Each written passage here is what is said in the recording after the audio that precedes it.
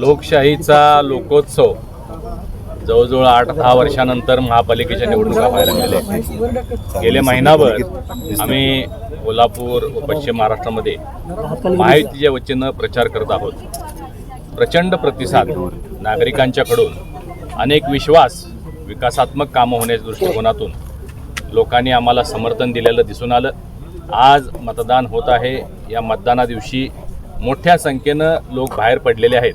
पहिल्यांदाच 4 मतदान करून प्रभाग पद्धतीने किंवा पॅनल पद्धतीनं मतदान होत आहे आणि त्यामुळं आणखीन लोकांच्यामध्ये उत्साह दिसतोय.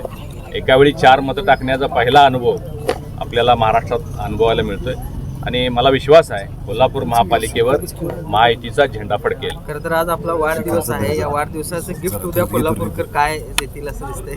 वाढदिवस आज आहे, परंतु मी आज साजरा करणार नाही.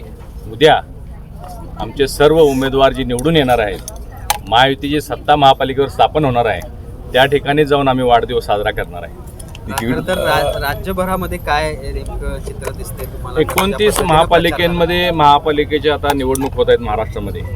त्यामध्ये अतिशय चांगला प्रतिसाद, म्हणजे 27-28 ठिकाणी तरी मला वाटते महायुतीची सत्ता येईल, सरकार येईल. कारण गेल्या 1-1.5 वर्षामध्ये आणि पूर्वीच्या 2.5 वर्षामध्ये जे लोकहिताची कामं, मोठ्या प्रमाणात इन्फ्रास्ट्रक्चर आणि विकासात्मक कामं जी लोकांना अपेक्षित होती ती महायुतीच्या तिन्ही नेत्यांनी केल्यामुळं लोकांचा उत्स्फूर्त असा प्रतिसाद आम्हाला मिळतोय. काँग्रेसनं या ठिकाणी पॅनल उभा करून म्हणजे आव्हान देण्याचा प्रयत्न केला, पण ते आव्हान संपुष्टात आलं. कारण पुढं अनेक वर्ष राज्यात, केंद्रात काँग्रेस सरकार येणार नाही हे लोक जाणत आहेत. त्यामुळं काँग्रेसला नाकारून महायुतीच्या लोकांना संबंध महाराष्ट्रामध्ये समर्थन मिळताना दिसून येते. सत्ता असताना देखील महायुतीच्या नेत्यांना या ठिकाणी दबाव टाकावा लागतो, सत्तेचा वापर करावा लागतो, मुख्यमंत्री उपमुख्यमंत्री या ठिकाणी आणावे लागतात, अशा पद्धतीची टीका सतीश पाटील. आमचे जे नेते आहेत हे कार्यकर्त्यांना जपणारे आणि कार्यकर्त्यांना बळ देणारे नेते आहेत. मी सांगितल्याप्रमाणे 8-10 वर्षानंतर निवडणुका होत आहेत. गेल्या 8-10 वर्ष हे सगळे कार्यकर्ते पक्षाची धुरा सांभाळत आहेत, पक्षाचं काम करतायत, पक्षाच्या भूमिका, केंद्र राज्य सरकारच्या योजना लोकांच्या घरापर्यंत, तळागाळापर्यंत पोचवण्याचं काम करतायत. आणि त्यामुळं लोकांच्या या सगळ्या उमेदवारांच्या अपेक्षा पूर्ण करण्याच्या दृष्टिकोनातून आमचे नेते आले. काँग्रेसचे आले, पण आता त्यांच्याकडे नेतेच राहिलेले नाहीत. जे होते ते शिल्लक जे काय आहेत ते आले, ते पण येऊन गेले इथं प्रचार करून, पण त्याचा काही परिणाम होईल असं दिसत नाही. कारण फारसे या लोकांना कोण ओळखतंय असं काही चित्र कोल्हापूरमध्ये तर नाही आहे. खरं तर या सगळ्या प्रचाराच्या शेवटच्या काही दिवसांमध्ये काही घटना देखील राज्यभरामध्ये घडल्या. नाशिकमध्ये काँग्रेसच्या कार्यालयावर हल्ला झाला किंवा जाळपोळीचा प्रयत्न झाला. भाजपवर आरोप होतोय अशा पद्धतीनं पराभव दिसू लागला. पराभव त्यांना दिसू लागल्यामुळं ते अशा पद्धतीचे आरोप करायला लागलेले आहेत.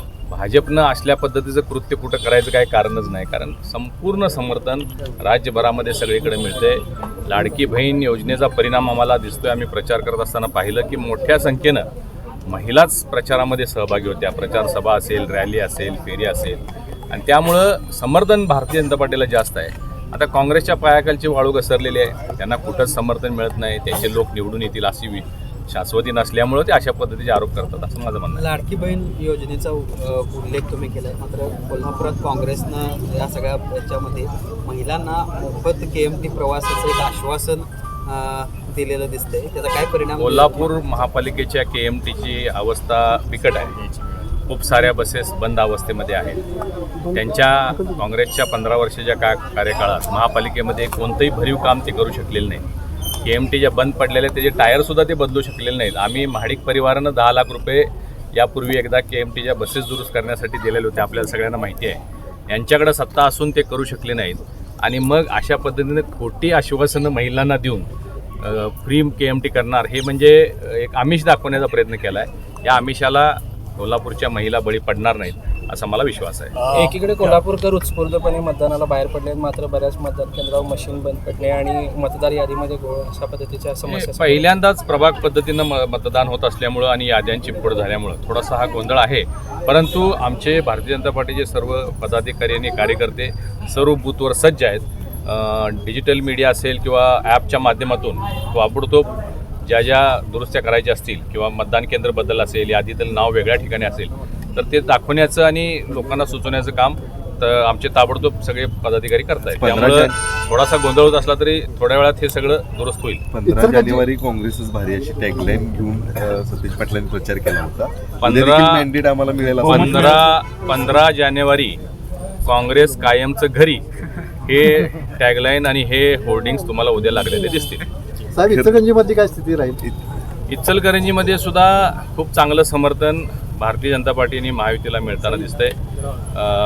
भूतो ना भविष्यते असा निकाल इचलकरंजीमध्ये सुद्धा आपल्याला पाहायला मिळेल आणि कोल्हापूर इचलकरंजी दोन्ही ठिकाणी महायुतीचे महापौर होतील याचा मला पूर्ण विश्वास आहे. इचलकरंजीवर देखील एक टीका केली सतीश पाटलांनी की मूळ भाजप आणि नवा भाजप असा एक वेगळा या ठिकाणी वाद सुरू आहे आणि सतरंजा उतरल्याचं काम त्यांच्या टीकेला उत्तर देण्याची आवश्यकता नाही आहे. ते थोडंसं त्यांनी मानसिक ताण घेतलेला आहे. मी आपल्याला सांगितल्याप्रमाणे हे सतरंजा उचलायचं काम हे कायमपणानं कार्यकर्ते करत असतात. आम्हीही केलेलं आहे, भविष्यातही आम्ही करणार आहे. त्या बाबतीत बोलायची आवश्यकता नाही.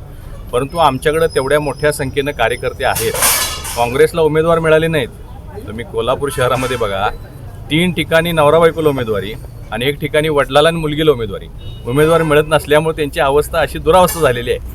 आणि धनदांडगे उमेदवार त्यांनी मुद्दा म्हणून निवडण्याचं काम केलं. काल त्यांचा बालेकिल्ला असणारा बावडा परिसरामध्ये प्रचंड मोठ्या प्रमाणात काँग्रेसनं पैसे वाटलेल्याचा आम्हाला निरोप आलेला आहे. तुमचं एवढं जर काम चांगलं असेल तर तुम्हाला पैसे वाटायची काय आवश्यकता आहे? आणि निकालामध्ये धनशक्ती विरुद्ध जनशक्ती, कोल्हापूरची जनशक्ती ही महायुतीसोबत राहील आणि त्यांचे कितीही त्यांनी पैसे वाटले असतील तर ते लोक नाकारतील याचा मला विश्वास आहे. थँक्यू. असेच नवनवीन विषय ऐकण्यासाठी लाईक, सबस्क्राईब आणि बेल आयकॉनवरती क्लिक करा.